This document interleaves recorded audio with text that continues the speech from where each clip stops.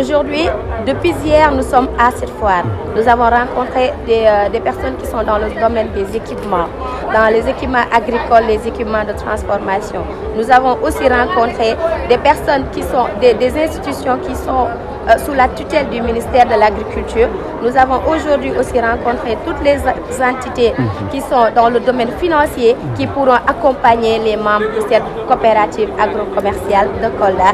Et nous avons aussi rencontré pas mal de transformateurs et de producteurs. C'est juste pour dire que l'objectif que nous nous sommes fixés depuis Kolda, de venir présenter ce que fait la coopérative. Et aujourd'hui, nous avons aussi rencontré d'autres personnes qui font la même chose pratiquement que nous. C'est de tisser encore les liens, de profiter des contacts qu'ils ont eus au niveau de cette foire pour pouvoir développer davantage leurs activités, M. Baldé. Merci, coordinatrice. Donc, ce fut une très belle visite de 2 jours. Très riche quand même, vous l'avez dit tantôt par rapport aux différents ministères qu'on a eu à visiter. Donc quels sont vos pressentiments à travers cette visite et qu'est-ce que vous pouvez dire en tout cas à cette coopérative par rapport à cette visite pour que cela puisse en tout cas être quelque chose de très bénéfique pour la coopérative? Merci beaucoup, M. Baldé. Donc c'est pour dire aux membres de la coopérative qui ont été là, ils sont 571 membres. Et si on regarde des personnes qui sont là, c'est 18 personnes qui sont représentées aujourd'hui et qui représentent cette coopérative agro-commerciale de Kolda, accompagnées de l'équipe du projet. Et ça fait plaisir de les voir parce qu'ils ont laissé leurs activités à Kolda.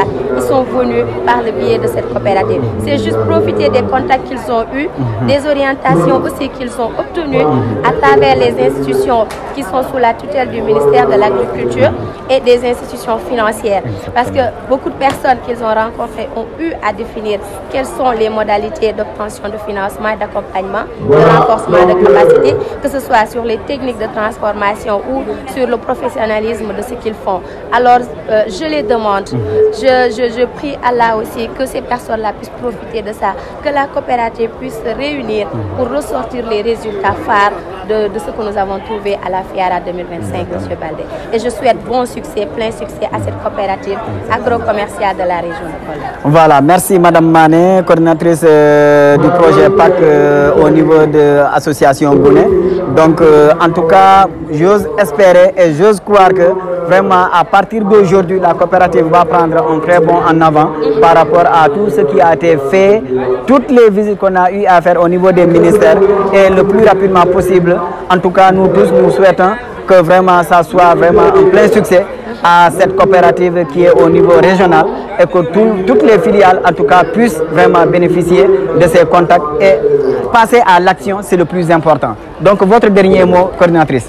Merci beaucoup, M. Baldé. Donc pour le dernier mot, je remercie d'abord le consortium Forum Civil Association Gouné Kolda, Civis Mundi et la coopération espagnole. Je remercie très sincèrement le Dr Bourema Diao qui m'a aujourd'hui permis de coordonner toutes les activités de cette FIARA 2025 et d'être avec cette délégation. Remercier aussi tous les membres de la coopérative qui ont vraiment assisté et participé à cette FIARA 2025 parce qu'on a eu des orientations, on a pas mal de contacts. Ils ont laissé leurs activités, laissé leur famille, laissé beaucoup de choses. Remercier toute l'équipe du projet à travers votre personne en tant que coordonnateur du projet PAC. Et aussi remercier vraiment le coordonnateur aussi Abdoukad Diallo du projet Souveraineté Alimentaire qui est un collègue qui a vraiment voulu participer avec nous durant ces 2 jours de la FIARA.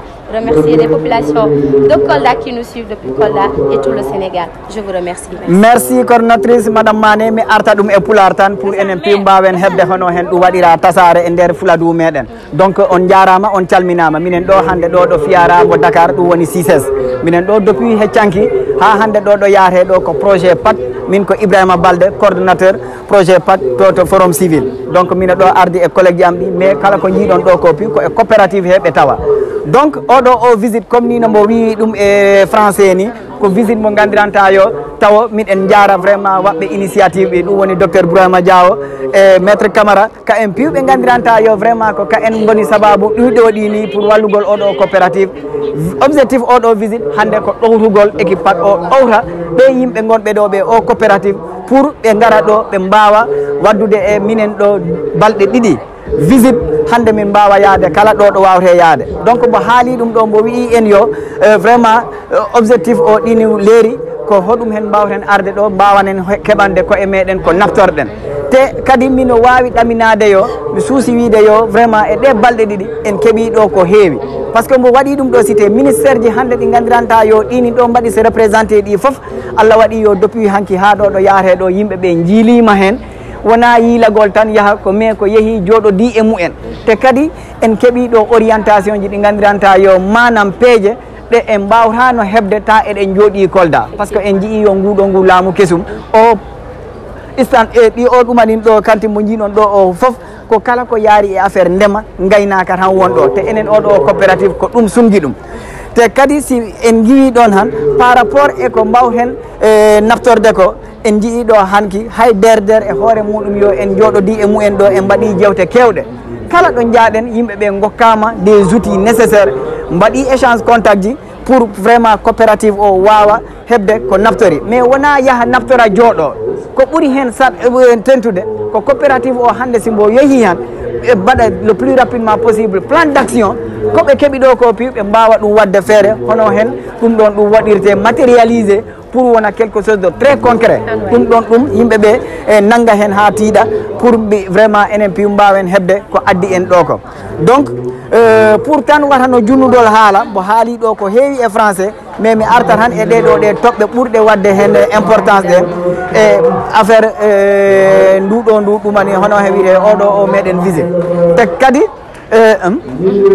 te kadi ko ɓeydanmi hen tan vraiment mo haali ɗum ɗo oɗo o membre coopérative kala haali ɗum no oni coopérative en tout cas ko hunde wotere wawta en wallude enen piyu ko juɓɓodiren gonen hunde wotere ganden yo kala filial gonɗo e nder coopérative he ɗini wawi hebde ko hoɗum hen wawta nablude on ɗon o filial te kala membre gonɗo e coopérative he no nanggu tan ho wondema yo ko kay woni e hoore nde par ce que piyu wawta wonde koye kono fof si nanguiri hoore muɗum yo ko kay woni hoore nde ɗaltani hoore muɗum gaga ɓaawa waɗi yo ho enen foof en mbawa nangodirde juɓɓodiren par ce que hande ko hunde wotere liggantoɗen ko Kolda hono he wawi yarude yeeso te o meɗen plateforme yimɓeɓe hanki kaali ɗum ɗo ministére ji kewɗi mbaɗaɗi ɗo représenté ɗi mbaɗi en félicité mbi en yo vraiment enen en mbaɗi taw ko ka en ɓe ɗaminanoki par ce que en mbaɗi se formé en coopérative donc on a pris les devants en keeɗi yeeso ko ka en garta en nin tawde vraiment mbaɗen profité e ɗum ɗo ɗum no ɓe tawri en ni